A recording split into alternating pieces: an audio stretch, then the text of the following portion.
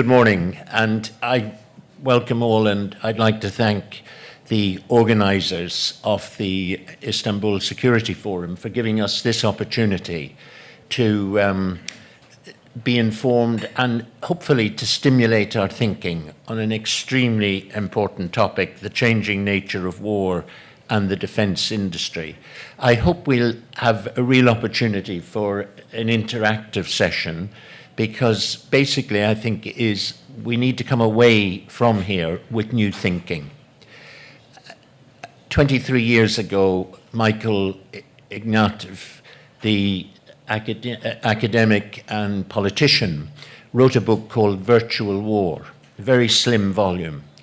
And his argument in that book was that if a drone operator can have his breakfast in the morning with his family, get into his car, drive to his base, then carry out numerous operations, and then get back into his car and drive home for dinner, the impact of that will be the more likely war will become a first resort rather than a last resort.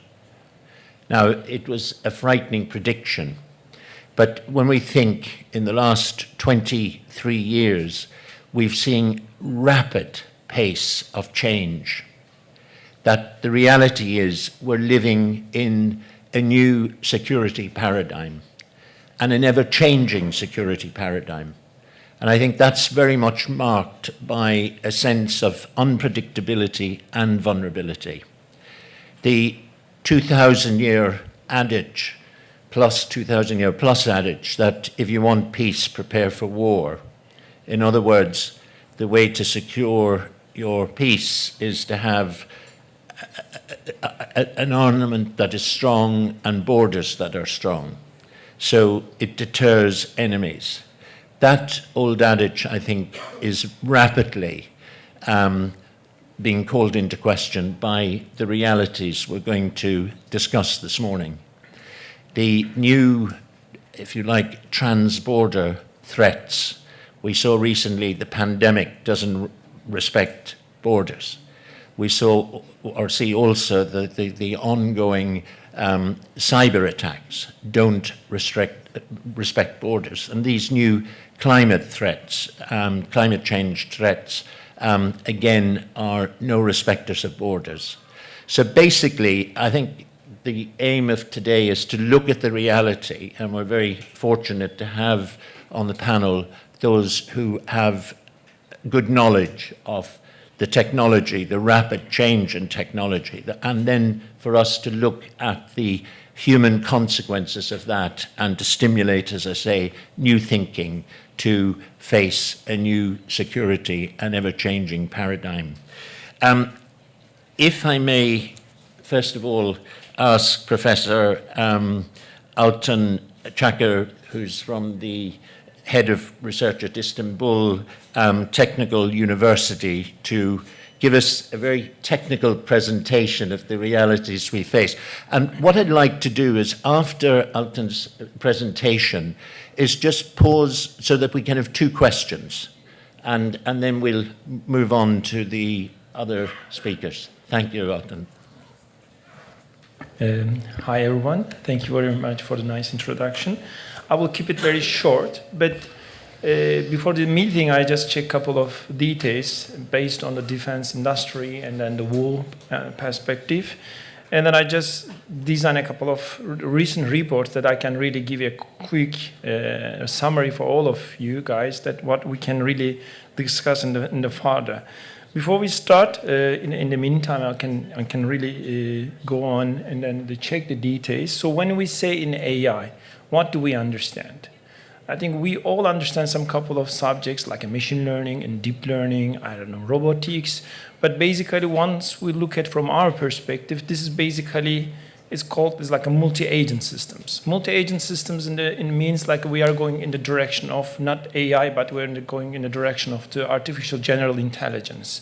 So which means we can really combine a couple of subjects and couple of developments in the same time for one specific aspects of what we would like to apply. So that's what I would like to show you actually what you see in the back end. So it's first, of course, in the left-hand side, you see the computer science. This is very well known. So basically the hardware, middleware, and software, yes. But how about the other parts that you can see? Nervous systems, for example, the cognitive science, and then all the other aspects, basically how human being can think, and then how can really mimic this human intelligence as a kind of like a robotic intelligence.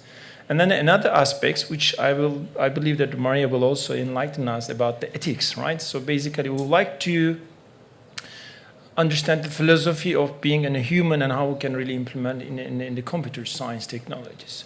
I will just, like I mentioned, I will try to keep it very short, and then I can leave and open a door for your questions.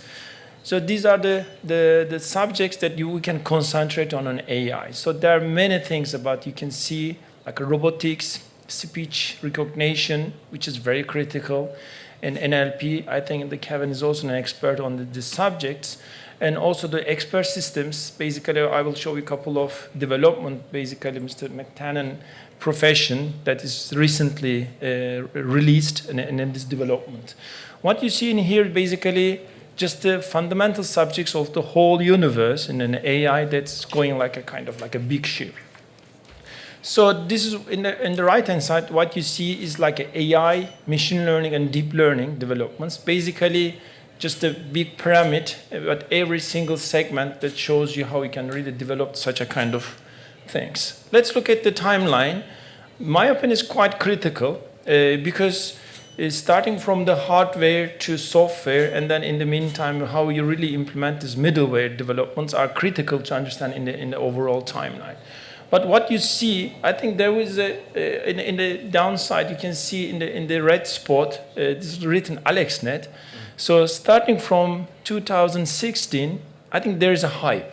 Okay, so what I really would like to insist or show you, this development. What you see in this timeline, basically they're called in the AI. This is not a new thing. It's starting from 60s to now, and there's a time like a hype and down and hype and down 2 times. But now we're in the third, which means you're gonna down. It seems not. It seems going flow to this exponential level. So what are this hype goes in this graph you can see. This is quite new, I think like we can say hot in the press. You see in the 2016, now we see that this line, what you see in this flat line, this is the human level. You know, first we heard in the news, like they said AlphaGo just defeated the human in the chess. Fine, so we didn't really pay any attention. But you can see now the NLP and image recognition and all many other things. It's just much better than the human level, human understanding, and then human analytics than in AI. AI is in a good level. So this is what you see in the right-hand side. I just continue. This is what you see in the right-hand side, just the recent developments. So basically, you have many technologies. I will not go every single details, but we can discuss after for example, the panel. But what you see, this tremendous amount of studies based on the hardware and software just continue with the flops. Flop means it's really the floating point per second and per cycle. The computers are really getting faster and faster for many subjects.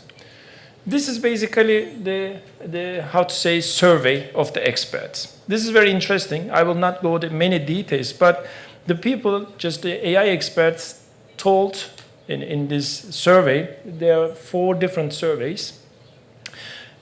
When this artificial general intelligence or super intelligence will occur in the next 50 years. So you can see in general, first 2 the most of the people just say before 2060. But very interesting one in the below, just the people just says that first AGI, this artificial general intelligence, we will see.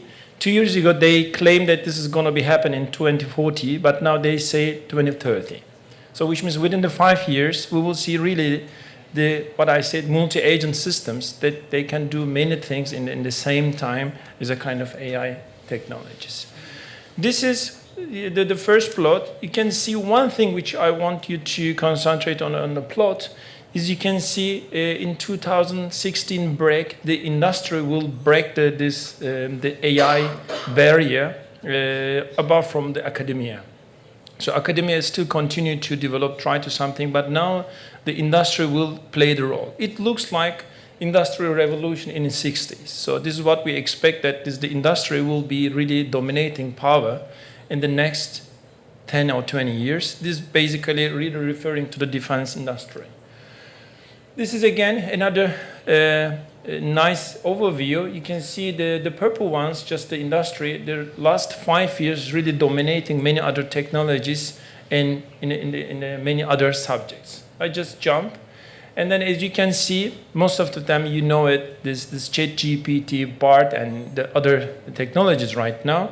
This is basically the representation of that one. The blue ones just show you like really the natural language processing are just in the front line, which is critical, which will come at that point. Maybe this part I can jump it directly. It looks like a technical one, but what you see in here, this one, you can see this the timeline in the vertical axis. Many really important technologies just appear more or less in the same time. So this is fine. And then also you can see they are starting accumulating, and then there are new solutions based on how they really collaborate to each other. So these are the questions that we always ask, but this is the questions from 2022 or now, actually. Just basically, I just show your really interest to keep my time in the shortest time. But let's check a couple of technologies. I will be really discuss each of them separately. In my opinion, quite critical, each of them. The alpha code basically when you would like to do some code development, so the system just writing the code by yourself for your serving. And then the second things, maybe most of you doesn't know it, but you know the automation systems in the 60s are still quite critical in the manufacturing and such a kind of things. And most of the research now working on the thermonuclear fusion, just for this energy gap. And then this tokamak, which is written here, this very complicated and really complex structure. And then the people just written a code based on AI, just really regulating and automation of this tokamak. This is quite critical, in my opinion. And then, of course, to you saying something and then making a scene. And then the PALM, of course, this is a kind of large language models is driven by the Google. And then, of course, this DALI, you know, it's coming from this Salvador Dali, and then Wall-E, just the DALL-E technology. Basically, you know, the painting of your representations, what you're interested in. This is quite interesting. The Gato, basically, this is one of the multitasking, multimodal AI. So it just basically wide range of tasks can be done by this technology. And then imagine basically it looks like a dolly, and just dolly. And then the one final things, just like a big bench. I just continue.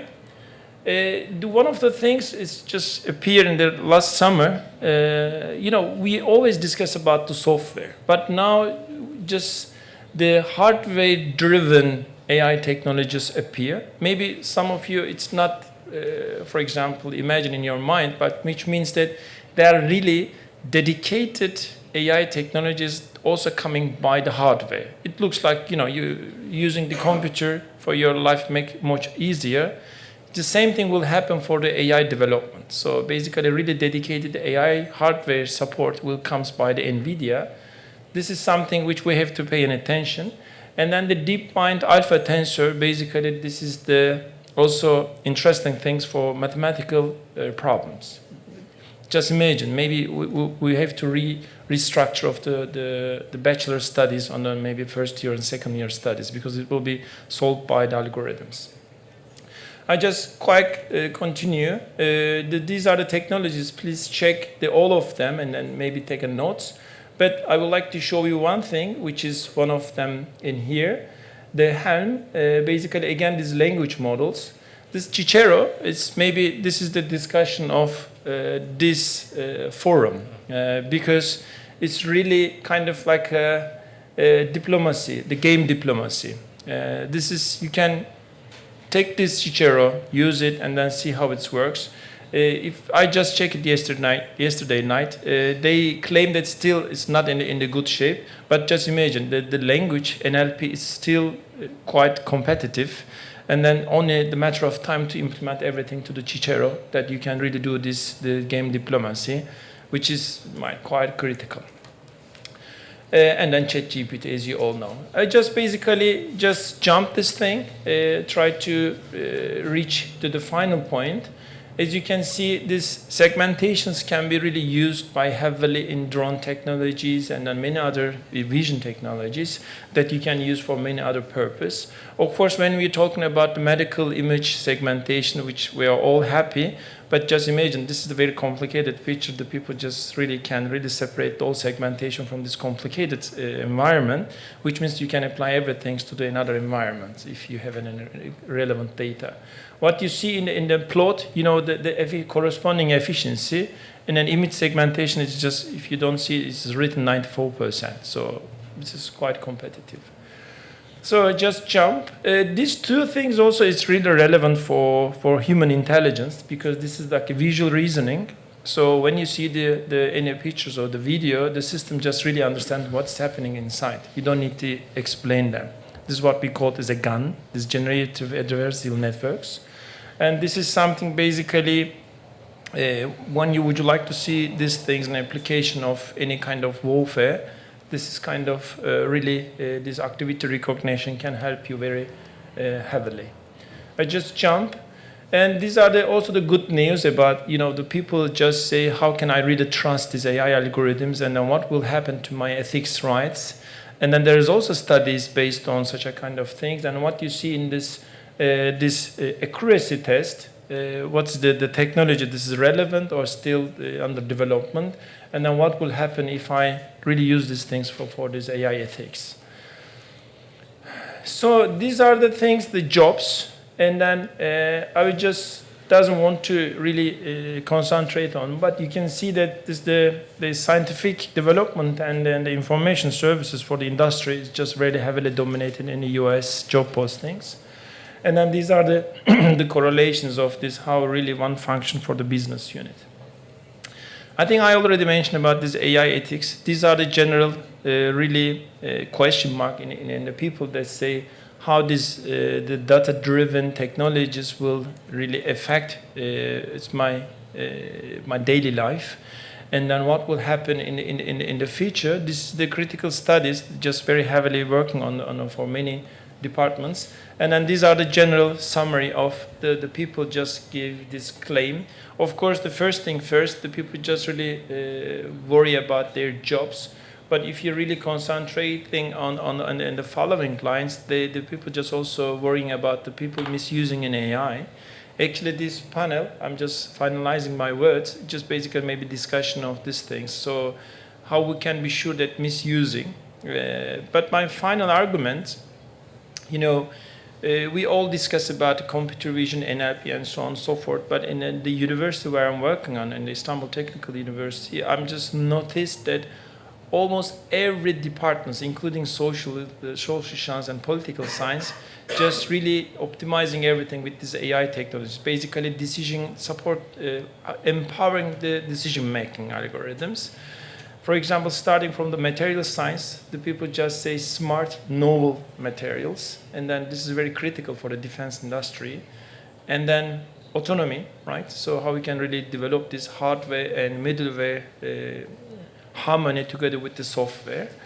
And then one final thing, for example, how we can really design a new buildings which we can talk with the building, not with the room by itself, because we are in the earthquake zone. So now we are really implementing such a couple of things in the sensors in the buildings that we can see how the building just gives us some kind of impact. And then we have developed new, for example, kind of technology. Now we can really see the small cracks in the Bosphorus. So this is my general summary. I'm sorry for kind of dominating. Not at all. Thank you so much, Altan, for such a comprehensive, and for me as a non-technical person, I think quite a frightening scenario. It's a general summary. If I may use my position, a quick question before I invite from the floor. You may have seen recently a Dr. Hilton resigned from Google because he was anxious that we had already reached a stage where the AI had taken a certain control. Would that worry you? For me, I have two sides. In this case, I'm not getting worried because I think human being has never stopped such a kind of development in the technologies. And that's the reason we have lots of, domain experts. That's the reason we have these lawyers, and that's the reason we have the many other experts, like a political experts and the government experts, and such a kind of things. And this is my opinion. It's like your profession. This is like kind of a balanced world. So the technology will always running in the front, but somebody has to keep them in the loop and then really change everything in the meantime. So that's the reason I'm not afraid. But I also write his sentences in here after this resign. He said like an AI-powered autonomy. This is understandable. Decentralized. I don't know how many of you that you can imagine what's the meaning of decentralized, which means we are not really connected one of the computer in here. So we are connected everywhere. So you cannot really switch off the computer. Mm-hmm. And then distributed systems are critically powerful. So yes, this actually was the imagine of what I'm trying to give you in here. So they are really fast right now, which means we have to live with it together with our new changing environment. Unpredictability and vulnerability, the keys. Alice, please. Yes, thank you for the presentation. Sure. As Oliver said, there's enough to frighten us. I'm a former UK minister, and I'm interested in decision making.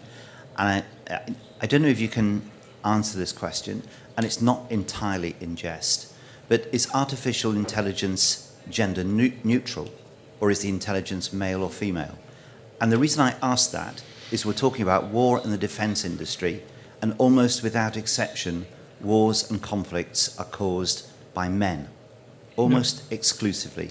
Male thinking, male use of power, male use of control. If something is going to make decisions in this field or assist in making decisions in this field using its intelligence, is that intelligence male or female or gender neutral? As I say, it's not designed as a foolish question because the pattern of thinking that causes conflict, I think, is pretty well set after a couple of thousand years. Will this affect it in any way? I think it's a very nice question, my opinion. Thank you. I think this is very well studied in some sense in the companies. If you really keep this defense in the outside, so when you look at these things in what the business world and then with the AI, this looks like a really male diverse the decision making just happening in generally because of the training data. So that's for sure, we know it. So once we come to the defense industry, so basically in the context of what we applied in the war zone or warfare, so basically this is the decisions mostly dominated by or taken by the male. So basically the system will learn these things by taking these decisions. So I am not sure about should we really classify this the male decision or the female decision, or it was a decision. And then this is the right decision or wrong decision. I think the computer doesn't understand is it male or the female. So my opinion, in the context of the warfare, I think this will not really directly affect because the system may learn. You can say the system, let's say, okay, this is my last 50 years of decision what I've done, and neutral, and then these are my golden data sets, and I just learn these things and keep out these things, these decisions. The system will learn these things, and then on top of it, what we really say all the time, the GAN, this generative adversarial networks, actually this system will make a kind of ask another system to say how the female can thinking about such a kind of decision. You will have another like a virtual decision making will. And then at the end of the day, maybe you can ask still in the human being, let's say, what do you think about these two complementary ideas coming from the computer science and then the gun or whatever. This is still, my opinion, under study. This is what we call in the AI ethics. So at the end of the decision, so what is the bias effect? The people think that this never gone away. never gone away. But if they really make a kind of stabilized 50-50 or 55-45%, it's like this every two poll decision, I think they're going to be happy. But in my opinion, in the defense industry, it's not a really big discussion. I'd like just one more quick question before handing the floor to Kevin. Could you introduce yourself, please? Yes, Paul. Thanks. Paul Reynolds from London. Yeah, great. Thinking about the Industrial Revolution as a precursor, the complaints that people had about the Industrial Revolution related to the social and economic structures of the time, and it created this elitism which led to the command socialism. So here we are again, and this AI is developing at a time when people are concerned about extreme economic concentration, which has occurred over the last couple of decades.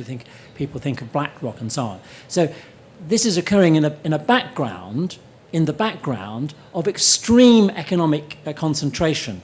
And is it the case that this is the root cause of people being asked to fit into the algorithm rather than the algorithm designed to fit in with people? It's a very nice question.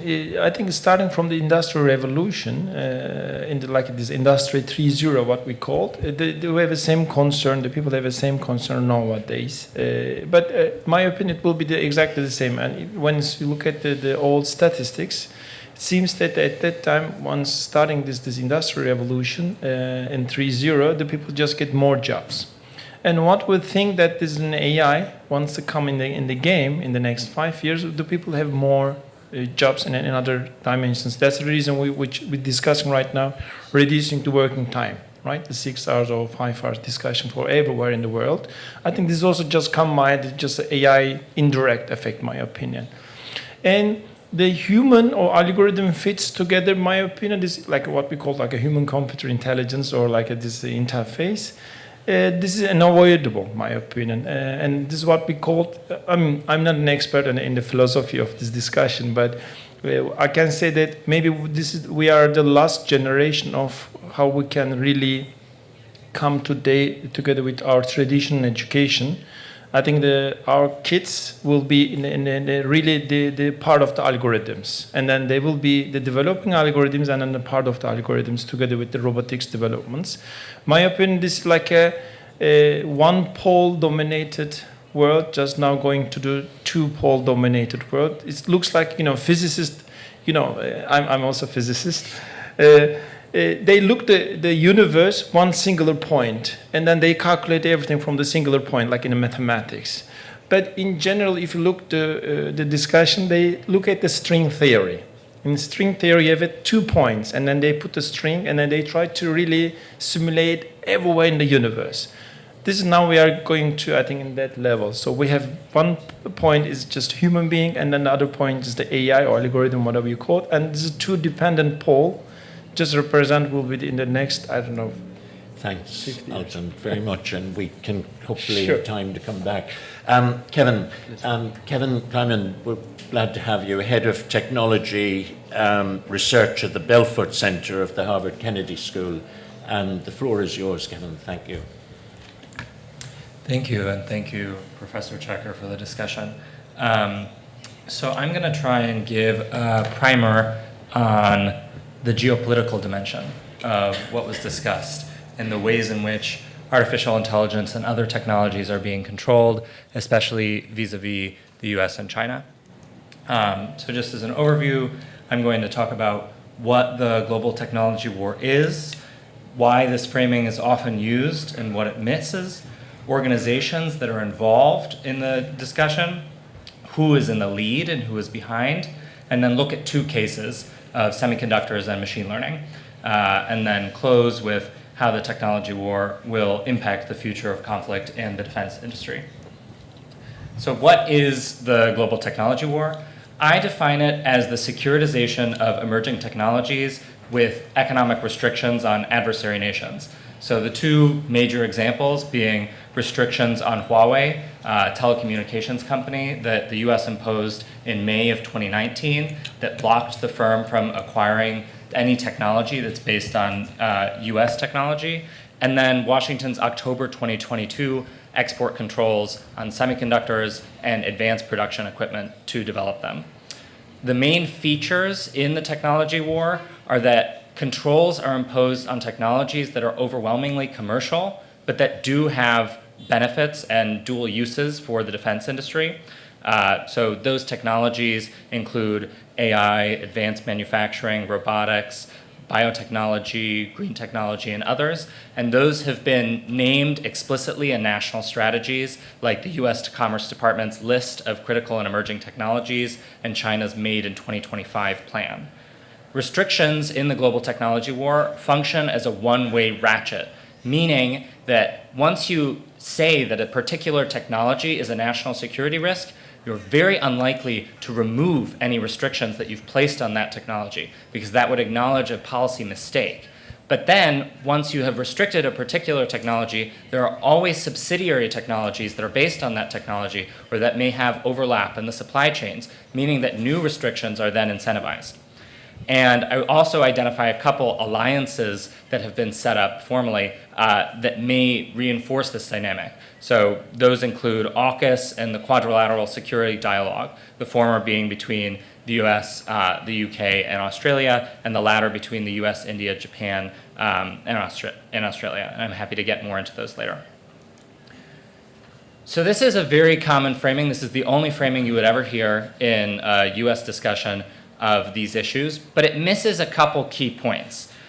One is that securitization of these technologies is not inevitable and is not without costs. So many technologies that perpetuate the global technology war are based on the premise that the most important factor in technological development is who reaches a technological milestone first. So who develops the first AI chatbot that is very popular. That's not the most important factor in technological development, though.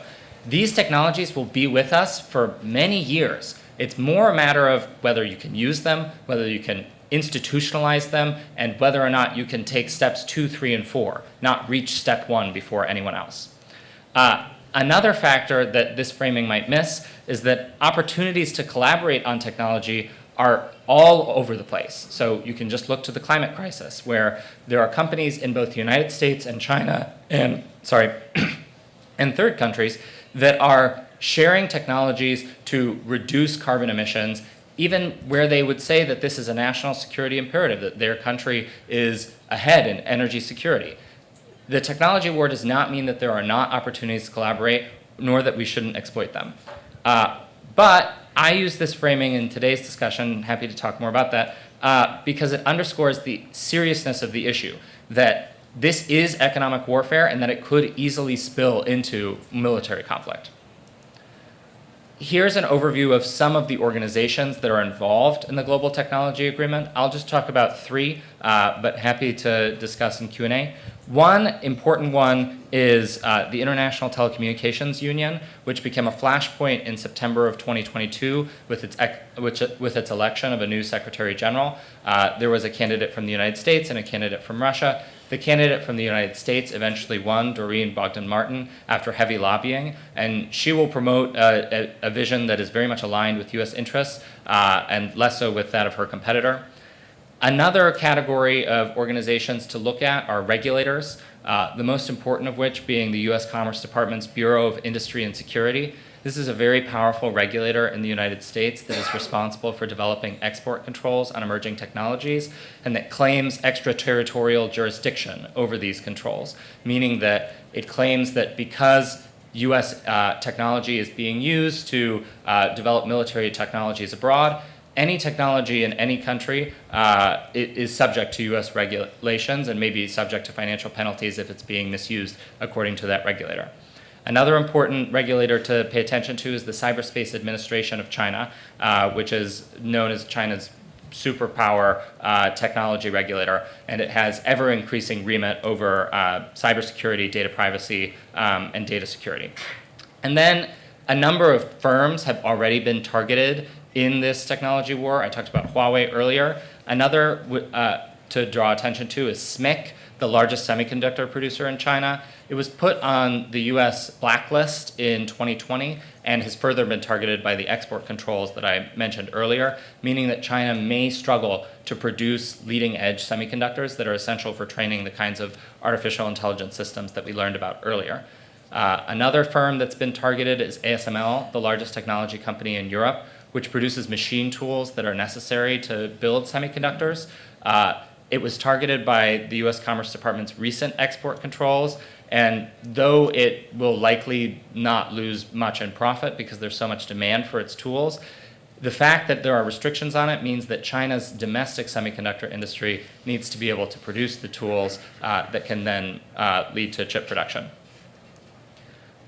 Here's a little Venn diagram of who is ahead in certain technologies. Again, as I said earlier, this framing is lacking, but just as an overview, the US is in general ahead at the leading edge of synthetic biology, certain subfields of quantum information science, certain types of artificial intelligence systems, as well as leading edge semiconductors and the design and production of machine tools for them. China, by contrast, is much farther ahead in advanced telecommunications, battery technology, and certain kinds of advanced manufacturing. So for a more concrete example, I want to talk about semiconductors. What are semiconductors? They're information processing chips that power every electronic device, from smartphones and laptops to refrigerators and radios. They're produced using one of the most complex technical manufacturing processes ever developed through more than 50 countries that have total dependency on certain points in the supply chain. 75% of all semiconductors are produced in Taiwan, China, South Korea, and Japan, whereas US firms control 90% of the market for semiconductor design. US restrictions on semiconductors have been ramping up significantly in the last 5 years. So as I mentioned, in October, the US Commerce Department released rules that ban the sale of advanced semiconductors or production equipment to China and prevent US nationals from assisting Chinese firms in producing such chips. Japan and the Netherlands have also joined Washington in restricting sales of advanced semiconductor production equipment, which affects firms like ASML, Tokyo Electron, and Nikon. How has China responded to these restrictions? It's responded with three major actions. One being trying to attempt to block the sale of the British semiconductor design giant ARM's China division in an unsuccessful attempt to stop them from doing an initial public offering. Another is stalling the sale of Tower Semiconductor to Intel. The semiconductor giant Intel in the United States is hoping to become a third-party manufacturer, a contract manufacturer for chips, but in order to do so, it needs to acquire another contract manufacturer, and Tower Semiconductor is the only other viable option. China is attempting to block that sale. And the third response is to launch a cybersecurity probe into the memory chip maker Micron. Just to say that these are relatively minor responses to more or less a declaration of economic war by the United States. The United States expected that China would restrict exports of rare earth elements, its nuclear option in terms of response, but it has not done so and is unlikely to do so in the near term. But that's a point of leverage where China could really make the United States pay, and Europe as well. As President von der Leyen is fond of saying, Europe depends on China for 98% of its rare earth elements. Second case study is machine learning, which Professor Çakır was talking about. So machine learning is a field of computer science that's based on building systems that learn by ingesting data and recognizing patterns within it. And this is the technique that's used to recognize images, generate text, or predict beneficial stock trades. Machine learning systems are dependent on semiconductors to train them, as I mentioned before. Some of the top firms producing these systems, as was mentioned earlier, include Google, OpenAI, Baidu, and Tencent. But Chinese firms remain 3 to 5 years behind the US in terms of generative AI systems, or the latest large language models that are all the rage now. US restrictions on machine learning include export controls on semiconductors, as they explicitly say that the purpose of those controls is to prevent China from developing artificial intelligence systems that can be used to surveil its population and violate human rights. In particular, the Commerce Department banned the provision of electronic design automation software, which is provided by, primarily by the US firm NVIDIA, which is necessary to design chips that are used for machine learning. China has not responded here because it has relatively little leverage in the AI supply chain. It controls raw materials and certain areas of the semiconductor supply chain, such as in printed circuit boards, but it is not a leader in many of the areas that US firms, Google, Facebook, Amazon, and others control. But as I show, talent is a real consideration here. So the plurality of the world's top AI researchers come from China, but the majority end up working in the United States. And that's in part because there's more private capital behind the artificial intelligence firms in the US, but also because of the US's advantage in terms of the university system. Just to close on how the technology war will impact the future of conflict and the defense industry, a few points. One, there will be rising cost for the defense industry due to fractured supply chains. So as the largest semiconductor producer in the world, TSMC has said, because it is being forced to produce chips in the United States, its construction costs are 5 times greater when compared to Taiwan. And they'll factor in those costs in the ultimate price of the product. Next, there's likely to be a much more technological component to warfare itself. So the People's Liberation Army has developed a concept of intelligentized warfare, or warfare that is dependent on AI systems. And the US defense industry, as I show here, is developing what they're calling Offset X, or a strategy for bringing many attritable systems into warfare rather than depending on one large aircraft carrier. I would add that there are substantial risks for the defense industry that come with adopting new technologies. So we see that in terms of chatbots, Microsoft and Google are now incorporating chatbots into their search engines. But that requires an order of magnitude greater computations in order to do those searches, which is eroding the profit margins of those businesses. So just to say, if you adopt new technologies into your systems, that may require a lot more compute that's very costly. That's all I have. Thank you.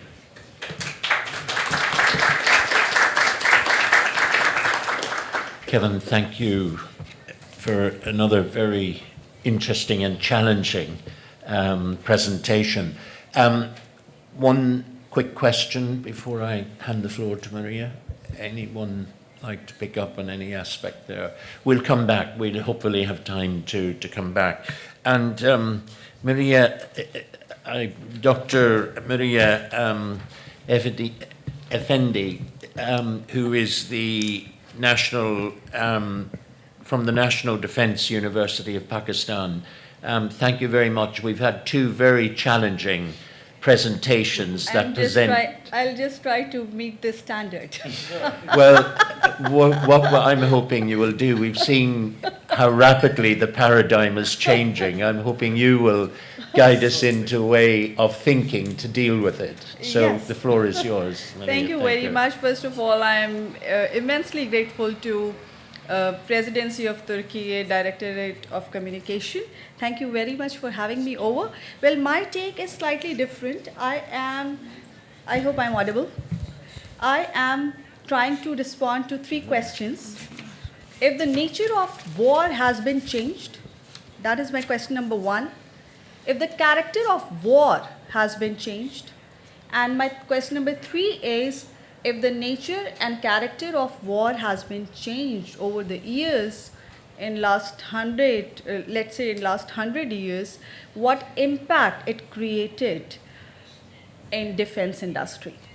So question number 1, I don't see that the nature of war has changed. Why I'm saying so?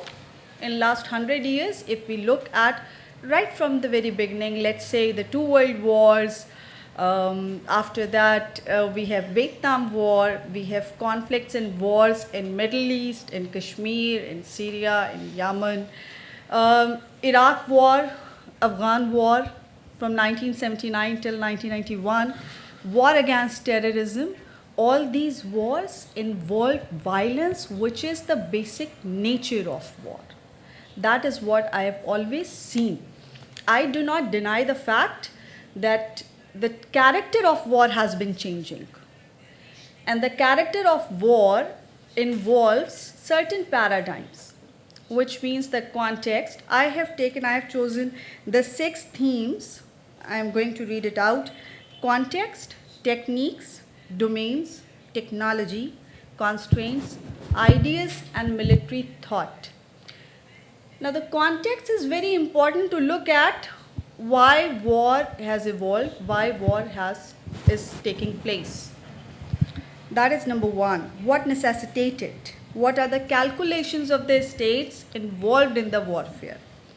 Any miscalculations may lead to greater disaster.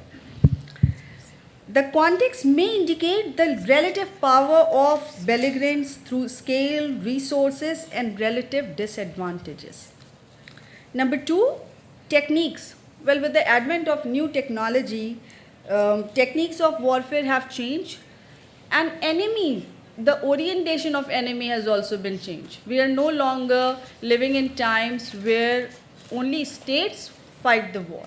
Now we have non-state actors, we have militants, we have rebel groups, and that is why, since we have asymmetrical warfare as one of the characteristics of the war studies, I see that in the early 21st century, hardcore war would take place between states involving conventional surveillance, communication, and weaponry.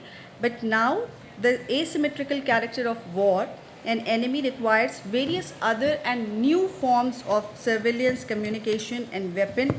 New tactics are required when states are dealing with guerrilla groups, militants, and extremists.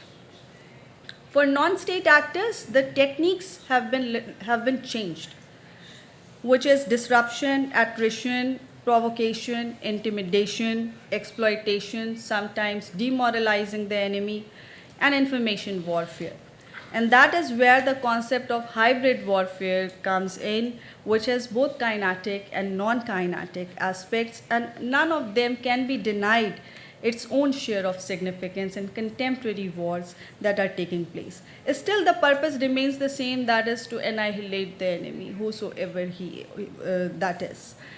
Number 3 is domains. Now, war has physical as well as cognitive domain that we already know.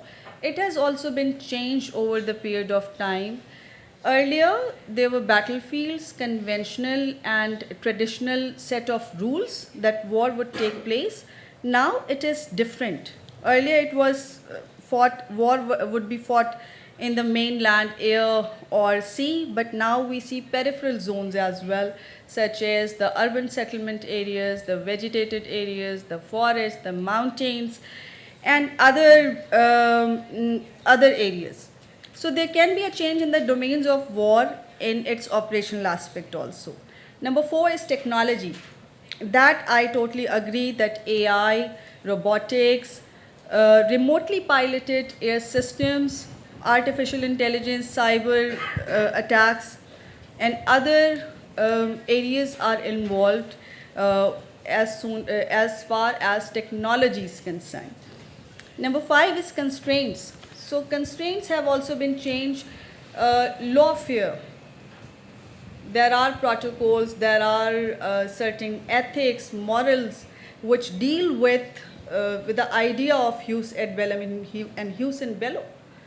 So that have also evolved over the period of time, where prisoners of war are dealt under a particular framework.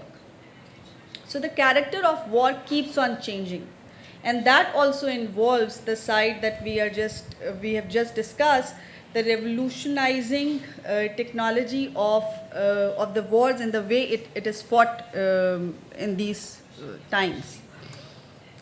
Number 6 is ideas and military thought. So the intellectual and training side of the state militaries or military institutions keep on evolving and transforming. It is not a stagnated or fixated phenomena.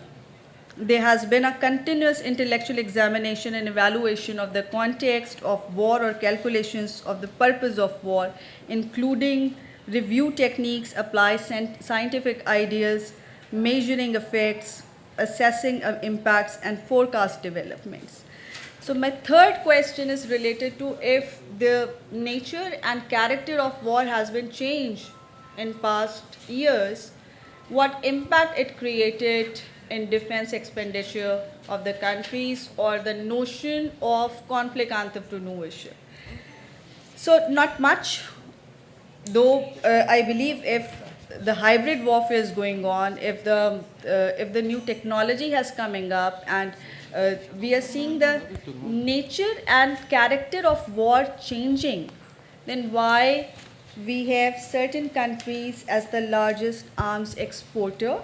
So I'm just quoting SIPRI, Stockholm International Peace Research Institute. It has published a report which says that US has been the largest arms exporter and has supplied 38.6% of total international arms to 100 countries in the years of 2017 and 2021, followed by Russia, which supplied 18.6% in global arms export, followed by France, China, Italy, and South Korea. So hence the question remains that why we don't see a drop in the defense expenditure of the countries when we claim and when we say that the nature and character of war has been changed. I want to see a good drop in the defense expenditure of these countries. Thank you very much.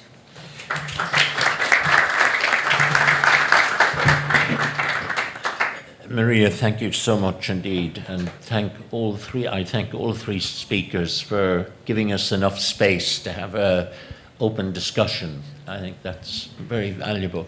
The floor is open.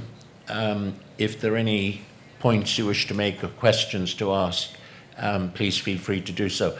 Can I throw in a question to all three of you, just to give people a chance to reflect on what they've heard? I started with Michael Ignatiev's argument that that war is more likely to become a first resort rather than last resort, given the advance in technology. I'd just love to have your opinions on that, and then we'll open it up for comment or question from the audience. I would just say, at least in terms of cyber conflict, that's absolutely the case because it is ongoing at a low level at all times. And so there's not a question of whether or not you start or begin a war, but whether or not you escalate or de-escalate. That in coming years will become much more severe as cyber attacks can be automated to some extent, and AI-enhanced offensive cyber operations can learn weaknesses in a system that no human would be able to learn and exploit those weaknesses in a shorter time span. Maybe I can also add the same support to Kevin. I think the last reports, they all shows that the next 5 years we expect really big gap in the cybersecurity. And then as a lack of competence in the level of the all countries and how we can really deal with these attacks or kind of developments. The question what you ask, actually also the general discussion that what I see in general, maybe just an open discussion, but the most of the companies, I'm mostly in the side of the business, so most of the big companies right now just fighting with the digital transformation, right? So now we just turn off these things to the warfare region, so we have lots of explosives and tanks and fights, but they're a bit more, I don't know, some sort of not a super high technologies that they need to be upgraded. So this is cost a lot of money. So what will happen? So, and then if you want to attack someone, let's say, I think the first thing you're going to see something like a cyber attack. So you will just manipulate the systems, and then you will really not directly but indirectly, that you can deal with this fight in the context of these technologies. And in the meantime, of course, most of the countries needs to think about how these talented people is working in the Google and Amazon and sort of things, they can really keep these things in the warfare region, or this war defense technologies. This is a bit difficult questions right now, because most of the people they just like to work in the Starbucks, not in a closed region, right? So this is something, that's reason in the war case I expect everything will be in a cyber level. It's not directly, so that's the reason I say like indirect war. But this will cause some kind of big issues, in my opinion, next 5 to 10 years. At that time, it will be in a traditional war at some level. This is my expectation. Again, it seems to be. Maybe I'm so pessimistic, but yeah. Would you share that pessimism? Well, I hope I'm audible. Okay. So we have two poles in the world. We have first world, and then we have third world countries where most of the conflicts take place, sustain, and go on for a longer period of time. So AI, all the technological advancement, requires a lot of money. I do not see such kind of transformation in the technology of warfare in South Asia, in Middle Eastern countries, in other countries where war is going to take place in the similar conventional manner, where they have, India and Pakistan have acquired nuclear weapons, and we say that it has transformed the nature of war, because for the past how many years both the countries obtained nuclear weapons in 1998. Since then, there hasn't been any major war between the two countries. So nuclear deterrence created a kind of balance within the region. So as far as AI is concerned, as far as new technology is concerned, we will take another 100 years to reach to that transformation of warfare. That's interesting. We have the war of the developed world, you may say, and the wars of the developing world. And of course, someone recently said, we were listening to a presentation, and he said, well, Europe's had a 70-year holiday from war. But effectively, what we did, we sent it off on a holiday war to the detriment of other countries. The floor is open, please. Please, Jordan, if you'd like to. We can pass the mic up. And if you'd just like to introduce yourselves when asking the question, that would be good. My name is Jordan Morgan, and this is a general question to the panel. Thank you for your presentations. I was listening to a presentation last week by a former military official, and he was talking about how the changing nature of war. We used to see in World War I, World War II, that war was fought with things that go bang, tanks, jets, guns, but now everything is weaponized in different means for offensive operations in lots of different realms, AI, information. So I just wondered, are our institutions keeping up with these new challenges, and is our legislation keeping up? Because particularly with AI, I don't necessarily think that our decision makers have the necessary understanding to actually tackle these. So I'd love to hear your thoughts on that. Shall I? Okay. So I did not say that they are not keeping up. I did not say that they are not going to adopt. They are adopting. All these countries are adopting. But that is part of hybrid warfare. That, having said that, so conventional means of war will remain relevant for some time, as well as the new the new technology, AI, robotics, other means of warfare such as information warfare, psyops. They have been adopted, and they are keep on doing that. I did not say that it is totally impossible, but it will take some time. That is what I meant. It was a nice question, actually. My feeling, I think this depends on. I mean, I'm always assume that my answer is from the engineering side. So, what's your motivation in the context? Okay, so it's really in the warfare. So it's really like a man-to-man war. I think the answer is already done. So the people just can really easily deploy, and then this can show that my technology is much better than you, and then so on. Just resolve the problem, and then at that time which country, and then how you really develop, and then what's the main purpose of this event. And then the second thing is, if you not really interesting to doing directly something and indirectly, at that time I think the AI and all these digital technologies will be really, I think, the key play, because this is how you can really control what you've done in your phone and then your whole technological environment. And then I also see one of the research in Turkey, at least, this all of the banks are just working, like how many people have as this financial, the carbon they called. So which means that almost 30% of the Turkish people that are not in the digital ecosystem. So which means that they try to involve these guys to this digital ecosystem. So now the question is that, what is the general projection for every country, right? Starting from the Far East to, I don't know, the Far West. So this is basically the statistics that how we can really deploy in the system, and then you can do this indirect effect. I think this maybe not 100 years my expectation. I think within the 10 years, basically this is what we call, if I have a data, I can explain what's going to happen to you. This is a general argument. So if the human being is just on data itself, so how can I really collect this data, this corresponding platform on the platform and then the people? And that's basically what people just aiming for at the moment, and then all the companies or industries. So basically just try to put you in this digital world. Once you've been in the digital world, I think everything is possible. It doesn't have to be a really one man-to-man war. So, but basically, they can put you in a guide, and then depending on what they really motivate something, and then it doesn't have to be maybe war, but they can manage to get it done. I don't know if I make clear.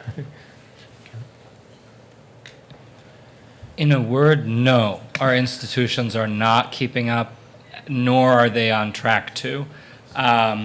If you look at nuclear weapons, we have the International Atomic Energy Agency. We have the Nuclear Non-Proliferation Treaty. There are a number of countries, say 90 countries, who could have nuclear weapons. Only 9 have nuclear weapons. We've gotten there by a variety of means, but mostly by having strong institutions and strong norms and penalties for developing these systems. We now have the most powerful technologies ever developed by some metrics for information processing and for generating content, and there are no regulations and there are no limits. Yeah. And within 5 years, you on your laptop will be able to build your own one of these systems just using the power of the laptop itself, because the cost of developing the system is coming down exponentially, just as the power of the system that you produce is increasing exponentially. So we need some kind of analog to the International Atomic Energy Agency for the governance of computational power, for the governance of training these systems, such that not just any system can be developed, because using today's technology, you could use artificial intelligence to simulate a new pathogen that would create a pandemic far worse than the pandemic that we currently have if you were to buy a desktop DNA synthesizer for $50,000. We need to have systems that make that unlawful, that trace people who are trying to do that, and that disincentivize that.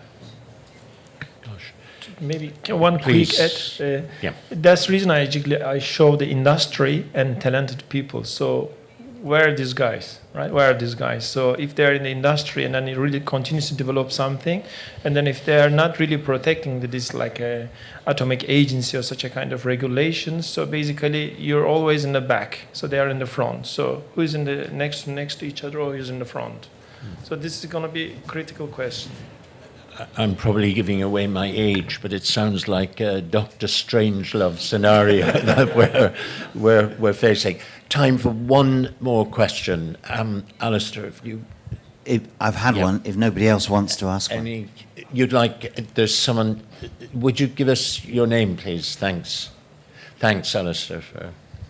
My name is Father Justice Jallo. I am a master student, Peace and Conflict Studies, Ankara Social Bilimler in Ankara. So usually when laws of war and conflict are made, the international system is actually in mind. For example, you look at the Geneva Conventions and the Hague Conventions. They were being crafted with international wars in mind.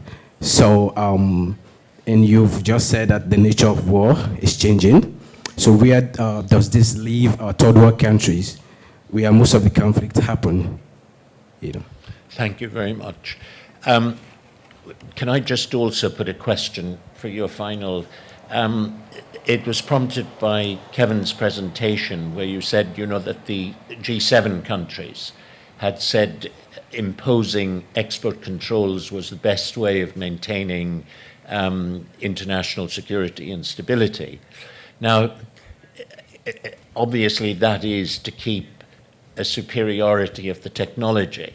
Now, a provocative question is I revert back to the MAD period, you know, when the nuclear technology reached a stage and was shared at a level where we had the MAD doctrine, mutual assured destruction, that some would argue, rightly or wrongly, gave us the Cold War for that 70-year holiday in some respects. Now, I just wonder whether the G7 approach is, obviously it's an interim, but how do we break that? And then we've got just left we've been drawn attention again to the fact that our rules of war, the ethics of war, the human dimension has certainly been left behind. Can we ever, I mean, you made the point, Kevin, but I'd like to put it again, can we ever realistically catch up and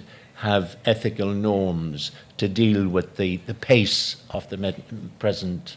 So if we can each have, sorry, the time limit, but if we can give it precise, I'd be grateful.